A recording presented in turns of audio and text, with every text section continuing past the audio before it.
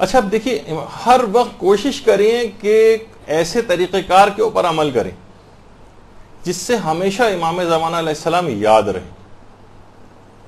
اچھا اب یاد رکھنے کے بہت سے طریقے لوگوں نے خود سے بنائے ہوئے ہیں، آپ بھی کوئی بھی طریقہ ایجاد کر سکتی ہیں کہ بس کوئی بھی ایسا طریقہ جس سے آپ کو ہمیشہ ان کی یاد باقی رہے.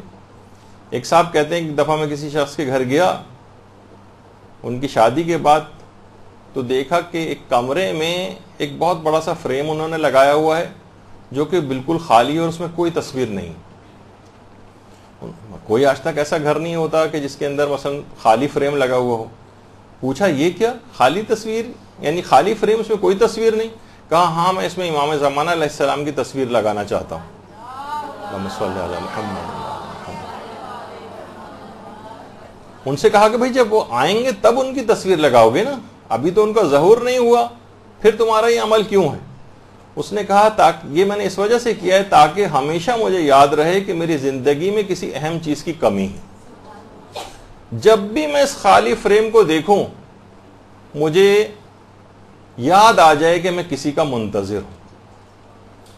اچھا کچھ افراد ایسے ہیں کہ جو اس یاد کو باقی رکھنے کے لیے اپنی انگوٹھیوں میں اللہم عجل لولیک الفرج کندہ کرواتے ہیں. کوئی بھی ایسا طریقہ، کوئی بھی ایسی چیز کہ ہر شخص جب بھی اس کو دیکھے فوراً اس کو اپنے زمانے کے امام کی یاد آ جائے. جب آیت اللہ بہجت فرماتے تھے کہ اپنی ذرا ذرا سی حرکت جب بھی تم کرو اس وقت کہو یا صاحب الزمان یا صاحب الزمان، اٹھتے بیٹھتے ہر وقت، ہر آن، ہر گھڑی، ہر وقت امام زمانہ کی یاد آپ کی زبانوں کے اوپر رہے. صبح جب اٹھو، آغا بہجت فرماتے تھے صبح اٹھنے کے بعد ادب سے کھڑے ہو کر دن کا آغاز امام زمانہ علیہ السلام پر سلام کے ذریعے کیا کرو، پھر ان سے مدد مانگا کرو. آغا، امام، آقا میری مدد فرمائی. اور فرماتے تھے رات کو سونے سے پہلے سینے پر ہاتھ رکھو اور اپنے زمانے کے امام کو سلام کیا کرو، اس کے بعد سویا کرو. اس طرح شب و روز اپنے اس محبوب حقیقی کی یاد میں بسر کیا کرو. اگر تم نے ایسا کیا، بہت اہم جملہ آقا بہجت نے فرمایا، اگر تم نے ایسا کیا جیسے کہ انہوں نے ابھی بتایا کہ صبح اٹھنے کے بعد ادب سے کھڑے ہو کر دن کا آغاز امام زمانہ پہ سلام سے کرو، ان سے مدد مانگو، رات کو سونے سے پہلے سینے پہ ہاتھ رکھ کے امام زمانہ کو سلام کر کے سو. اس طرح شب و روز اپنے اس محبوب حقیقی کی یاد میں بسر کرو. یاد رکھو اگر تم نے ایسا کیا تو جان لو کہ تمہاری زندگی میں شیطان کے لیے کوئی جگہ باقی نہیں رہے گی. جو ہر وقت اپنے زمانے کی امام کی اس طرح سے یاد میں کھویا رہے، ایسی برکتیں اور ایسی شیل اس کے اطراف میں آ جائے گی کہ شیطان کو اس کی زندگی میں قدم جمانے کا کہیں موقع نہیں مل سکے. یا صاحب الزمان. اچھا دیکھیں کہ امام کو صاحب الزمان یا صاحب الزمان کیوں کہتے ہیں؟ دیکھیں ہر شخص پر سین و سال کا تو اثر ہوتا ہے. کوئی شخص بچہ ہوتا ہے، پھر جوان ہوتا ہے، پھر بوڑھا ہوتا ہے، پھر مزید بوڑھا ہوتا ہے. آیت اللہ وحید خراسانی نے بڑی عجیب بات اس میں بتائی. کہا کہ دیکھیے امام مہدی امام زمانہ ہے، یعنی پورے زمانے کے امام ہیں، فقط اہل زمانہ کے امام نہیں ہیں، وہ زمانے کے امام ہیں. اس لیے کہ جو شخص خود زمانے کا امام ہو اس کو یہ زمانہ کیسے بوڑھا کر سکتا ہے؟ اہل زمانہ کے امام نہیں ہیں، زمانے کے امام ہیں. تو جو خود زمانے کا امام ہو اس کے اوپر یہ سین و سال اثر نہیں کرتے، اس پر یہ ٹائم وغیرہ جو ہے وہ اپنا اثر انداز نہیں ہوتا ہے. اسی بنا پر ان کو صاحب الزما کہا جاتا ہے. افق حوضہ کے نام سے ایک ہفت روزہ میں نکلتا ہے، اس میں باقاعدہ آیت اللہ بہجت سے، اگرچہ آیت اللہ بہجت بہت واضح طور پر نہیں کہتے تھے کہ میری امام زمانہ سے براہ راست کوئی ملاقات ہوئی، اشاروں کرایوں میں البتہ کہتے تھے یہ بات. کہتے تھے میں نے 40 مرتبہ نیند میں یا نیند جیسے عالم میں، جسے تقریباً مکاشفہ کہتے ہیں، امام زمانہ علیہ السلام کی زیارت کی ہے اور ان کی خدمت میں حاضری کا شرف حاصل کیا. 40 مرتبہ. اور فرماتے ہیں کہ 2 مرتبہ میں نے حضرت حجت کو ان کی اصل عمر میں دیکھا ہے، یعنی 1000 سال سے زائد عمر میں. باقاعدہ زمزم عرفان میں بھی یہ بات ہے کہ آیت اللہ بہجت فرماتے تھے کہ جو حضرت حجت کا سچا عاشق ہوتا ہے، خواہ وہ بیداری میں ان کو نہ دیکھ سکے، ان کی زیارت نہ کر سکے، لیکن پوری زندگی میں کم سے کم 1 مرتبہ خواب میں ضرور ان کو دیکھ لیتا ہے. بس ان کا ایک سچا عاشق ہونا ضروری ہے. اور دوسرا اس سے زیادہ اس کے اندر تڑپ بھی ہونا چاہیے امام زمانہ علیہ السلام کی زیارت کی. اگر کوئی تڑپ ہی نہیں ہے، کوئی شوق ہی نہیں ہے، کوئی ولولہ ہی نہیں ہے، دیکھنے میں کوئی انٹرسٹڈ ہی نہیں ہے، تو ظاہر ہے کہ اس کو پھر زیارت کا شرف نہیں ملے گا.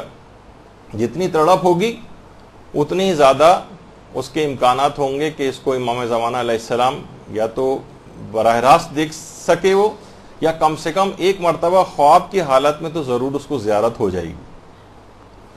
اور وہ یہ بھی فرماتے تھے 1 مرتبہ میں نے خواب میں اس طرح سے زیارت کی تھی اور حضرت حجت کو دیکھا تھا کہ ان کی عمر 1000 سال تھی، لمبا قد تھا اور دراز اور گھنی داڑھی تھی.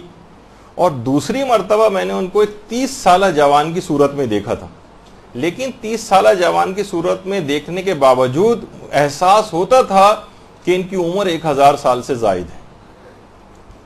تو کوئی بھی طریقہ کار امام زمانہ علیہ السلام کو سلام کرنے کا، جیسے آپ نے دیکھا کہ انہوں نے اپنی تصویر لگائی ہوئی تھی، انگوٹھی پہ لکھ کے لگایا ہوا تھا، ہر وقت ایسی چیزیں. جب علماء کہتے ہیں کہ امام زمانہ کی یاد کا ایک طریقہ یہ بھی ہے کہ آپ اپنی اولادوں کے نام امام زمانہ علیہ السلام کے نام پر رکھیں، ان کے القابات کے اوپر رکھیں ان کے نام، اسی طرح سے اپنے اداروں کے نام ان کے نام پر رکھیں. اور خدا کا شکر ہے کہ آپ جس ادارے کے اندر اس وقت ہیں یہ بھی انہی کے نام نامی کے ساتھ مدرسۃ القائم کے نام سے امام زمانہ کا ہی ایک لقب ہے. اس لحاظ سے یہ سعادت حاصل ہوئی ہے. اور یاد رکھنے کے اور بھی بہت سارے طریقے ہیں. ہم خود دیکھتے ہیں جب انٹرنیٹ پہ کوئی چیز سرچ کر رہے ہوتے ہیں تو اس وقت کچھ ایرانی سائٹس کے اوپر خاص طور پہ یہ دیکھا ہے کہ مثلا سائٹ اس وقت تک اوپن نہیں ہوگی جب تک کہ ایک خاص جگہ کے اوپر لکھا ہوا ہوتا ہے کہ اس جگہ کو کلک کریں اور امام زمانہ علیہ السلام پر درود پڑھتے ہوئے کلک کریں. اللہم صلی علی محمد و علی محمد.